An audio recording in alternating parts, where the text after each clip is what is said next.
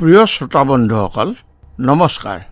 আমি আপোনালোকক যোৱা কেইটা খণ্ডত মহামান্য ভৰ্তৃহৰিৰ 100টা নীতি শ্লোক আবৃত্তি আৰু তাৰ অৰ্থৰ ভাঙনি কৰি শুনালোঁ। শুনি আপোনালোকে নিশ্চয় বেয়া পোৱা নাই। আমাৰ পূৰ্বৰ প্ৰতিশ্ৰুতি মতে আমি এতিয়া বিদুৰৰ 100টা নীতি শ্লোক আমি আবৃত্তি কৰিবলৈ ওলাইছোঁ আৰু লগতে তাৰ অসমীয়া ভাঙনিও আমি শুনাম বুলি মনস্থ কৰিছোঁ। আশা কৰিছোঁ পূৰ্বৰ দৰে আপোনালোকে এই বিদুৰৰ নীতি শ্লোকসমূহো মনোযোগেৰে শ্ৰৱণ কৰিব আৰু শ্ৰৱণ কৰি লাইক কৰিব, শ্বেয়াৰ কৰিব আৰু ছাবস্ক্ৰাইব কৰিব। এতিয়া আমি বিদুৰৰ শ্লোকসমূহলৈ যোৱাৰ আগতে বিদুৰনো কোন, এই বিদুৰৰ বিষয়ে আমি কিঞ্চিত বক্তব্য ৰাখিবলৈ আগবাঢ়িছোঁ। আপোনালোকে মনোযোগ দি শুনক। বিদুৰ হৈছে কুৰু ৰাজ্যৰ প্ৰধানমন্ত্ৰী।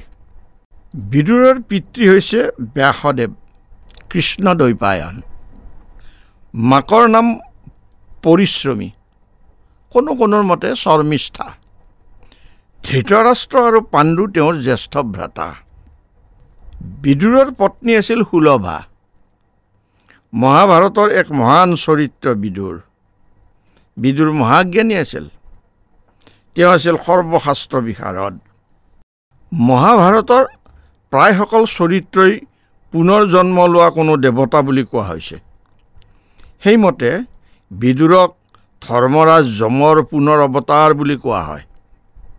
মাণ্ডব্য ঋষিৰ অভিশাপৰ ফলত এই ঘটনাৰ সংঘটন হোৱা বুলি বিবৃত হৈছে। ভগৱান বিষ্ণুৱে যেতিয়া ধৰাত কৃষ্ণৰূপে অৱতাৰ গ্ৰহণ কৰি মৰতত হোৱা ধৰ্মৰ গ্লানি দূৰ কৰি দুষ্কৃতিকাৰীক দমন আৰু সাধু সন্তসকলক পালন কৰাৰ উদ্দেশ্যৰে আঁচনি প্ৰণয়ন কৰিছিল, তেতিয়া তেওঁৰ অধীনস্থ দেৱতাসকলকো কিবা নহয় কিবা এটা ৰূপত পুনৰ জন্ম লোৱাৰ ব্যৱস্থাও কৰি থৈছিল। বিদুৰৰ জন্ম সম্পৰ্কত এটা কাহিনী আছে। হস্তিনাপুৰ ৰাজ্যৰ ৰজা আছিল শান্তনু। শান্তনুৰ পত্নী সত্যৱতী।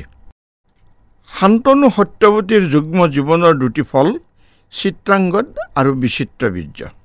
বাল্যকালতে পিতৃবিয়োগ হোৱা বাবে ভীষ্মই তেওঁলোকক লালন পালন কৰি ডাঙৰ দীঘল কৰিছিল। সাবালক হোৱাত ভীষ্মই চিত্ৰাংগদক সিংহাসনত বহুৱালে যদিও গন্ধৰ্বৰ লগত হোৱা যুদ্ধত কম দিনৰ ভিতৰতে চিত্ৰাংগদৰ মৃত্যু হ'ল। তাৰ পিছত বিচিত্ৰবীৰ্যক ৰজা পতা হ'ল আৰু তেওঁৰ বিবাহৰ কথা চিন্তা কৰা হ'ল।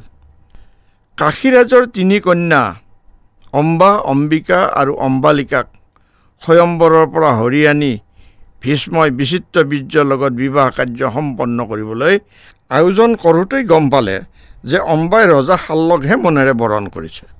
সেয়েহে অম্বাক ৰজা শাল্লকৰ ওচৰলৈ পঠাই দিলে আৰু অম্বিকা আৰু অম্বালিকাৰ লগত বিচিত্ৰবীৰ্যৰ শুভ বিবাহ সম্পাদন কৰিলে। কিন্তু বহুদিন পৰ্যন্ত বিচিত্ৰবীৰ্যই কোনো সন্তান জন্ম দিব নোৱাৰিলে আৰু ক্ষয়ৰোগগ্ৰস্ত হৈ তেওঁ মৃত্যুক বৰণ কৰিলে। মাতৃ সত্যৱতীয়ে ভীষ্মক 2 ৰাণীত সন্তান উৎপাদন কৰিবলৈ আদেশ কৰিলে।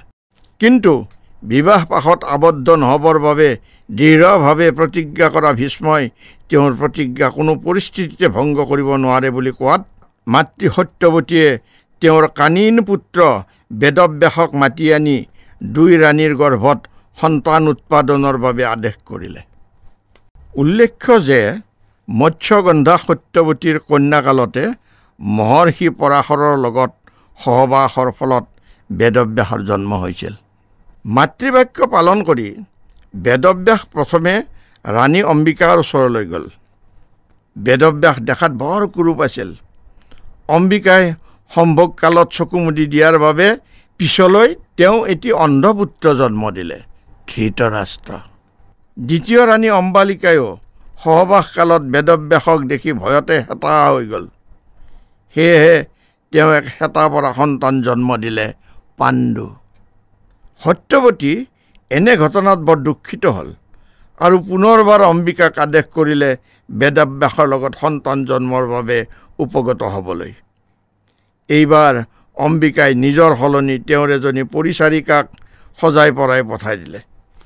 সেই দাসীৰ গৰ্ভতে যথা সময়ত অতি বিজ্ঞ পণ্ডিত পুত্ৰৰ জন্ম হ'ল। তেওঁৱেই হ'ল বিদুৰ। প্ৰিয় শ্ৰোতা বন্ধুসকল, আজিলৈ খণ্ডটি আমি ইমানতে সামৰণি মাৰিছোঁ। এতিয়া আপোনালোকে অনুগ্ৰহ কৰি লাইক কৰক, ছাবস্ক্ৰাইব কৰক আৰু শ্বেয়াৰ কৰি আপোনাৰ বন্ধু বান্ধৱ আত্মীয় লোককো জ্ঞানৰ অংশীদাৰ কৰক। ধন্যবাদ।